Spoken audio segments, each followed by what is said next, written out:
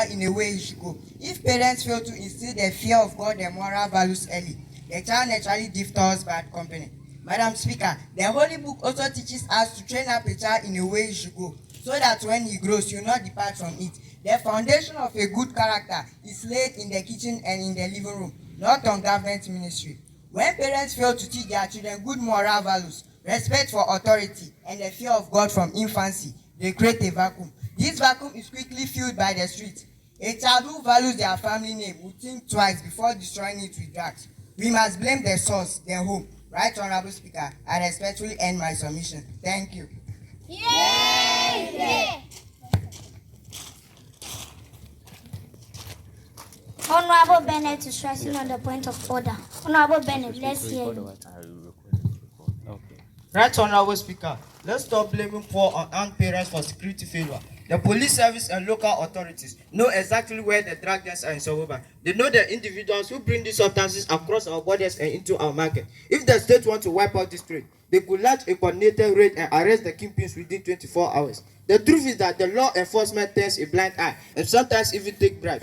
The parents do not have handcuffs, the government does. Right, Honorable Speaker, let us imagine a parent who discovers their child is addicted to tramadol. They pray, they weep, they cancel, but the addiction is a medical disease. Where in the entire Saboba district can that poor farmer take their child for professional rehabilitation or psychological care? There is not a single affordable state-funded rehab center or youth counseling clinics in our locality. The government has left families completely helpless to fight a medical crisis with their bare hands. And so submit. Right, Honorable Speaker. Thank you. Yeah. Honorable Kenneth, MP for Bedo is. Let's hear. Right, Honorable Speaker. Children do not have bank accounts, and JHS students do not earn salaries. Where do they get money to buy tramadol and other illicit drugs? Yeah. Right, Honorable Speaker. Children do not earn salaries. When parents give children unmonitored money or fail to ask them where they got expensive clothes and expensive phones, they are directly funding their drug habits. By failing to track this cash flow, parents are directly financing their children's addiction. And I urge that this Honorable House support the motion. I thank you, Right, Honorable Speaker. Yeah. Honorable Favor is stressing on the point of order. Honorable Favor, let's hear you. Right, Honorable Speaker. Idealness is the devil's workshop. When our young people graduate from junior high or senior high schools, what structural options has the government provided for them here? Where are the youth resource centers? Where are the recreational parks? Madam Speaker, respectfully, there is nothing. The government has created an empty, boring landscape for the youth of Saboba. When young minds have no positive activity to engage their energy, they naturally gravitate towards the dark alternative of drugs. And so, Madam Speaker, I wish to urge this House to reject the government's position. I thank you for giving me this opportunity. Yeah. Honorable Rahman, MP for Toma West. Let's hear you. Right, Honorable Speaker. Take a walk through Saboba town or around the market square at 11 o'clock p.m. on any weekends. You will see young boys and girls roaming the street, hanging around drinking spots and dark corners. Right, Honorable Speaker, with all due respect, why are their parents asleep at homes whilst their children are on the street? My question to the minority side of the House is simple. Where are their parents? How can a father or mother go to sleep comfortably when they do not know where their teenage child is sleeping? This complete lack of supervision and curfew gives our peers the perfect freedom to experiment with drugs under the cover of the darkness. And so, I conclude, Right, Honorable Speaker, by arguing our friends and minority caucuses to support our case. Thank you, Right, Honorable Speaker. Yeah. Honorable Mpamata, MP for Putoli. Let's hear you. Right, Honorable Speaker, a terrible threat has emerged in Saboba. When a school teacher or a community leader catches a student using drugs and tries to discipline them, the parents will rush to the school, not to thank the teacher, but to fight them. Right, Honorable Speaker, they are destroying their own children. They insult the teachers and protect their children's bad habits out of family pride or denial. When parents choose to defend a child's wrongdoing rather than correct it, they are not showing love. They are screening that child's life. Thank you, Madam Speaker, for the opportunity. Yeah. Honorable Mina, MP for Kujoni. Let's hear your side of argument. Right Honorable Speaker, high rates of domestic conflict, divorces, and parents' desertion are tearing our families apart. Right Honorable Speaker, high rate of divorce, parents' neglect in our districts leave children emotionally broken. They tend to drugs as an emotional escape because their parents aren't there for them. When a home is filled with constant fighting, or when a father walks away from his responsibilities, he leaves the children emotionally broken. They feel unloved, unprotected, and ignored. In their pains and confusion, they look for an escape. They tend to drugs as a chemical blanket to numb the pains that their parents' neglect has caused. The government didn't break those homes. The parents did. I thank you, Madam Speaker. Honorable Erica, MP for Kukonzoli. Let's hear you. Right Honorable Speaker, children learn what they see, not what they are told. How can a father sit in the compound drinking heavy local alcohol? Example like Bobobo bitters, Obuasi bitters, Apeteshi, and then turn around to tell his son that drugs are bad.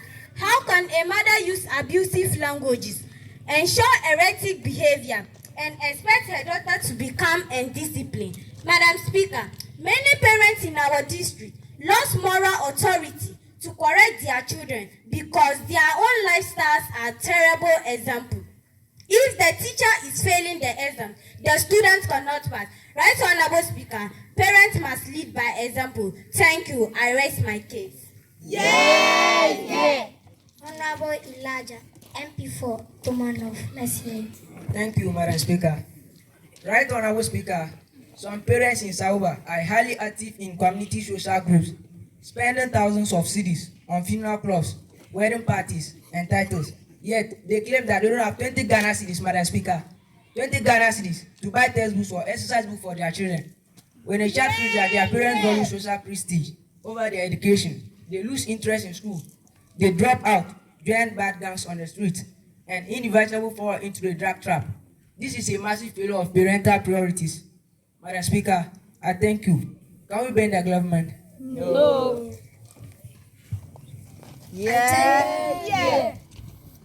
I want to thank the majority side of the House for their submission. The minority side of the House will have the floor.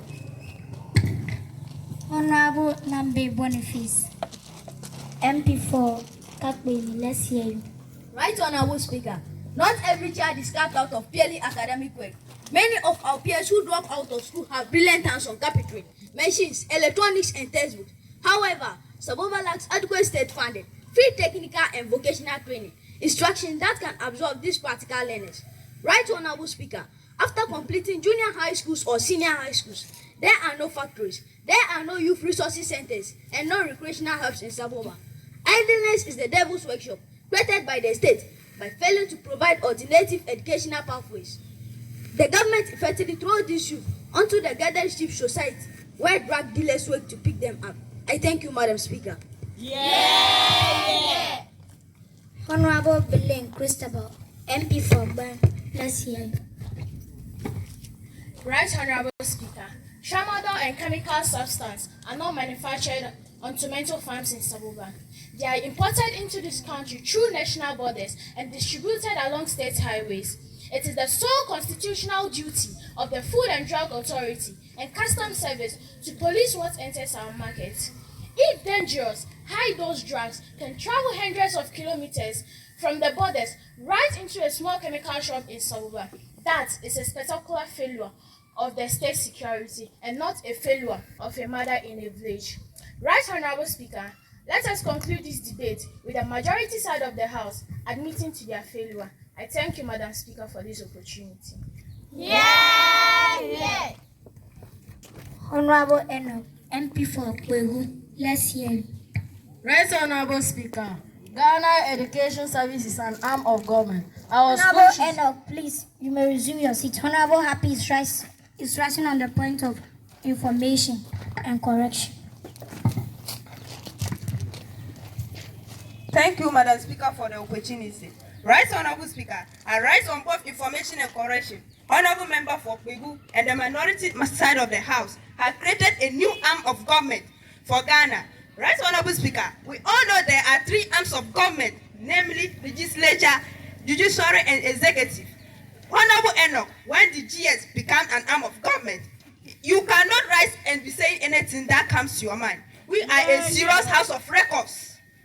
Please, Honorable Enoch, if you have nothing to say, please resume your seat. Right, Honorable Speaker. Honorable Enoch should explain what he just said. We don't know GS to be an arm of government. We need more information so that we are well served. I thank you, Madam Speaker, for the opportunity.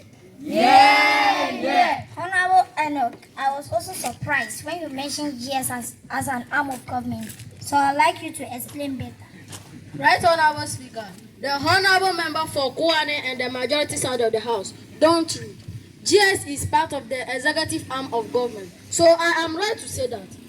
They should stop truncating our submission. I thank you, Right Honorable Speaker. Right Honorable Speaker, our school should be safe and stop children systematically insulated against drug abuse. Yet, most of our schools in Saboba completely lack functional, fully equipped guidance and counseling department. Teachers are overworked and undertrained in identifying substance abuse. The state has failed to integrate mental health into the daily school routing, leaving students exposed. I so submit, Madam Speaker. Honorable Evelyn, MP for Garimanta. Let's hear you.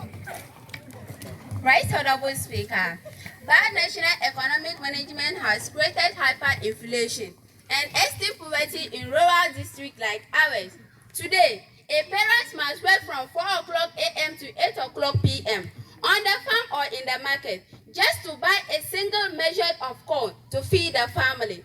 This economic desperation forces parents to spend every working hour chasing survival, leaving them with zero energy or time to monitor their children.